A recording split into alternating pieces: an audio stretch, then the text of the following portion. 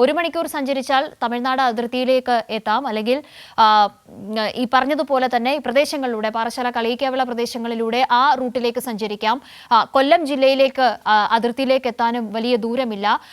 ഇവിടെ തിരുവനന്തപുരത്ത് city limit എന്ന് പറയുന്നിടത്ത് നടന്നിട്ടുള്ള സംഭവങ്ങളിൽ ഉൾപ്പെടുത്താവുന്ന ഒരു കാര്യമാണ് പേട്ട റെയിൽവേ സ്റ്റേഷൻ തൊട്ടടുത്ത്, കൊച്ചുവേളി റെയിൽവേ സ്റ്റേഷൻ തൊട്ടടുത്ത്, തമ്പാനൂർ റെയിൽവേ സ്റ്റേഷനിലേക്ക് അധികം ദൂരമില്ല, തമ്പാനൂർ ബസ് സ്റ്റാൻഡിലേക്ക് അധികം ദൂരമില്ല. അങ്ങനെ പോലീസിന് ഈ ഒരു ഘട്ടത്തിൽ ഈ ചുരുങ്ങിയ മണിക്കൂറിനിടയ്ക്ക് എല്ലാ സാധ്യതകളും പരിശോധിച്ച് തന്നെ മുന്നോട്ട് പോകേണ്ടതുണ്ട്.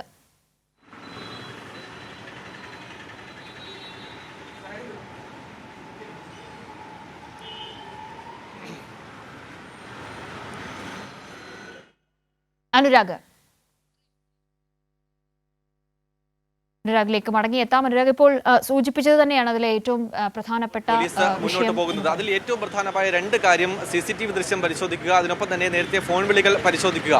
സമാന്തരമായി തന്നെ വ്യാപകമായി തെരച്ചിൽ നടത്തുന്നുണ്ട്, വാഹന പരിശോധന നടത്തുന്നുണ്ട്, അതിർത്തികളിൽ പരിശോധന നടത്തുന്നു. സിറ്റി പ്രദേശത്ത് മാത്രമല്ല റൂറൽ പ്രദേശത്തടക്കം ഈ പരിശോധന വ്യാപകമായി തന്നെ നടക്കുന്നുണ്ട് എന്നുള്ളതാണ്.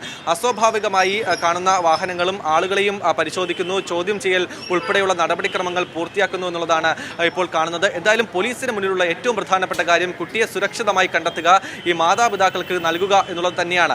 അതിനുശേഷമായിരിക്കും പ്രതികളുടെ ഏതെങ്കിലും തരത്തിൽ പ്രതികൾ എത്രത്തോളം ഉണ്ട്, അവരുടെ എന്തായിരുന്നു അവരുടെ ലക്ഷ്യം, ഗൂഢാലോചന നടന്നിട്ടുണ്ടോ എന്നടക്കമുള്ള കാര്യങ്ങളിലേക്ക് എത്തുക. എന്തായാലും വ്യാപകമായി തന്നെ പോലീസ് ഈ പുലർച്ചെ പരാതി ലഭിച്ച നിമിഷം മുതൽ തന്നെ വ്യാപകമായി തന്നെ തിരുവനന്തപുരത്ത് പരിശോധനയും മറ്റ് തെരച്ചിലും നടത്തി വരുന്നുണ്ട്. ഇപ്പോൾ CCTV ദൃശ്യങ്ങൾ കൂടുതൽ പ്രദേശങ്ങളിൽ നിന്ന് ശേഖരിക്കുക, അത് വിശദമായി തന്നെ പരിശോധിക്കുക എന്നുള്ളതാണ് ഇപ്പോൾ നടന്നു വരുന്നത്. അതിനൊപ്പം നേരത്തെ പറഞ്ഞതുപോലെ തന്നെ ഈ പ്രദേശങ്ങളിൽ ഈ ഒഴിഞ്ഞുകിടക്കുന്ന പ്രദേശങ്ങൾ, ഒഴിഞ്ഞുകിടക്കുന്ന സ്ഥലങ്ങൾ, വീടുകൾ, ഈ സമീപകാലത്ത് വാടകയ്ക്കെടുത്ത വീടുകൾ അടക്കമുള്ള കാര്യങ്ങൾ പരിശോധിക്കുന്നു. ഈ ഫോൺ വിളികൾ പരിശോധിച്ച് ഈ പുലർച്ചെ സമയത്ത് ആ മൊബൈൽ ടവർ കേന്ദ്രീകരിച്ച് അവിടെ വന്ന സ്വാഭാവികമായി ഏതെങ്കിലും നമ്പറുകൾ തമ്മിൽ കോളുകൾ വന്നിട്ടുണ്ടെങ്കിൽ ആ നമ്പറിൻ്റെ ഉടമകളെ വിളിച്ച് വിവരങ്ങൾ തേടുന്നു. അതിനൊപ്പം തന്നെ ആ വഴി കടന്നുപോയ വാഹനങ്ങൾ അതിലേതെങ്കിലും അസ്വാഭാവികത കാണുന്നുണ്ടെങ്കിൽ അത് പരിശോധിക്കുന്നു. വാഹന നമ്പർ, രജിസ്ട്രേഷൻ നമ്പറുകൾ പരിശോധിക്കുന്നു. അങ്ങനെ സമഗ്രമായ അന്വേഷണം തന്നെ കുട്ടിയെ കണ്ടെത്താൻ, 2 വയസ്സുകാരിയായ മേരിയെ കണ്ടെത്താനുള്ള സമഗ്ര അന്വേഷണം തന്നെയാണ് പോലീസിന്റെ ഭാഗത്ത് നിന്ന് ഉണ്ടാകുന്നത്. ഇതിൽ ഷാഡോ ടീമും അതുപോലെ തന്നെ സ്പെഷ്യൽ ബ്രാഞ്ച് ടീമും എല്ലാ സംഘങ്ങളും ഉൾപ്പെട്ട ഒരു സംഘമാണ് അന്വേഷണം നടത്തി വരുന്നത്. പ്രധാനമായും ഒരു 5 ടീം ഇതിനുവേണ്ടി വിപുലീകരിച്ചിട്ടുണ്ട് എന്നുള്ളതാണ്. 5 ടീമായി തിരിഞ്ഞുകൊണ്ടാണ് ഈ അന്വേഷണം ഇപ്പോൾ നടത്തി വരുന്നത്. സമാനമായി തന്നെ കൂടുതൽ പോലീസുകാർ ഓരോ ഇടങ്ങളിലും പരിശോധന നടത്തി വരുന്നു. അതിൽ ഏറ്റവും പ്രധാനപ്പെട്ടത് CCTV ദൃശ്യങ്ങൾ, ഒരു CCTV പോലും മിസ്സാകാതെ എല്ലാ ഇടങ്ങളിലും നിന്ന് ഈ CCTV ദൃശ്യങ്ങൾ ശേഖരിക്കുക എന്നുള്ളത് തന്നെയാണ്. അവിടെ ആ ഓൾസൈൻസ് പരിസരത്തുള്ള CCTV ദൃശ്യങ്ങൾ, എന്തായാലും കൂടുതൽ CCTV ദൃശ്യങ്ങൾ ഈ പോലീസ് ശേഖരിച്ചിട്ടുണ്ട്. അത് വിശദമായി തന്നെ പെൺഡ്രൈവിലാക്കി ഈ പേട്ട പോലീസ് സ്റ്റേഷനിൽ എത്തിച്ച് ലാപ്ടോപ്പിലാക്കി പരിശോധിച്ച് വരികയാണ്. എന്തായാലും ഇതിൽ നിന്ന് നിർണായകമായ വിവരങ്ങൾ ലഭിക്കും എന്നുള്ള പ്രതീക്ഷ തന്നെയാണ് പോലീസിനുള്ളത്.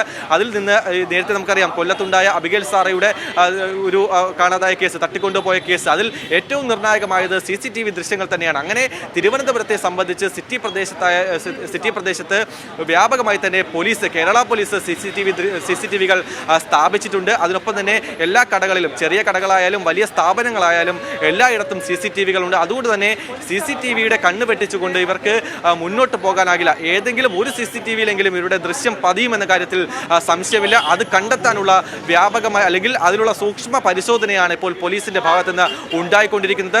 അതിനൊപ്പം സംശയമുള്ള എല്ലാവരെയും ചോദ്യം ചെയ്ത് വരികയാണ്. ഈ കുടുംബത്തിനൊപ്പമുള്ളവരെയും കുടുംബത്തെയും ചോദ്യം ചെയ്യുന്നു.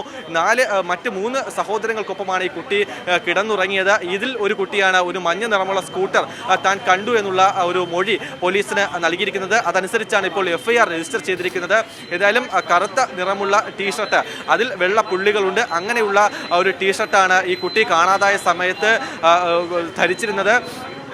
പുലർച്ചെ 12-നും 1 മണിക്കും ഇടയിലാണ് കുട്ടിയെ കാണാതായത്.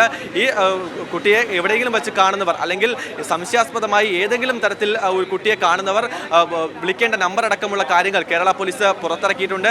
അല്ലെങ്കിൽ കൺട്രോൾ റൂം നമ്പറായ 112ലേക്ക് വേണമെങ്കിലും വിളിച്ചറിയിക്കാം. അങ്ങനെ എല്ലാ ഒരുക്കങ്ങളും അല്ലെങ്കിൽ ആ രീതിയിൽ സമഗ്രമായ അന്വേഷണവും സജ്ജീകരണങ്ങളും തന്നെയാണ് ഈ സംഭവത്തിൽ.